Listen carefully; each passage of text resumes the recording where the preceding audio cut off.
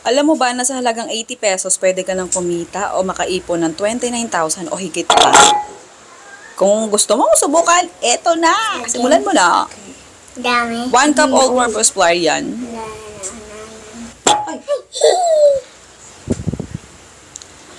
Next, kalahating cup ng condensed milk. Pag naglagay ka ng condensed milk, huwag ka nang maglagay ng asukal. O, pwede mo pang gawing 3/4 cup yung condensed milk kung bet mo. O kaya, gawin mong condensed milk din itong 1/3 cup ng evaporated milk. Kung nakukulangan ka pa sa tamis dun sa condensed milk. Sunod, 1 kutsara ng vinegar. Kailangan natin yan. Suka. Para umalsa ng bongga tong ating baking soda. 1/4 teaspoon dyan na sa baking soda. Haluin lang.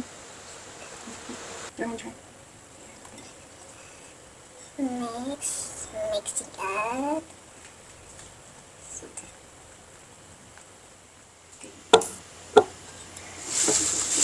Start egg. Yan, para sure ball tayo na hindi sila bugok yung itlog natin. Dyan natin lagay sa isang lalagyan. Bago ihalo dun sa ating mixture. Yan, ganyan.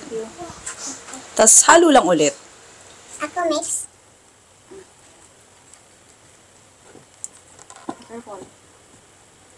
Love kita. Love you. Love you too. Galing na ako sa cook. Oh, syempre po. Okay, get it please. Pagkatapos haluin itong ating butter o mixture, ayan, kailangan magpainit ka na ng 4-whole pan o kahit anong lutuan na meron ka dyan, tapos lagay ka mantika. Pag mainit na, ayan, o bago uminit, spread mo na gamit yung spatula. Mas maganda kung spatula na medium size yung gagamitin mo dito kasi ito yung sukat dyan. Para mas madaling i-flip o ibalik ta rin. Ayan, bawat isang whole, lagyan mo ng 1/4 cup ng butter. Tapos cheese, depende sa laki ng cheese yung gusto mo. Pwedeng, hindi ka na maglagay ng cheese kung nagtitipid ka. Tapos mas mababang price mo siya ibenta.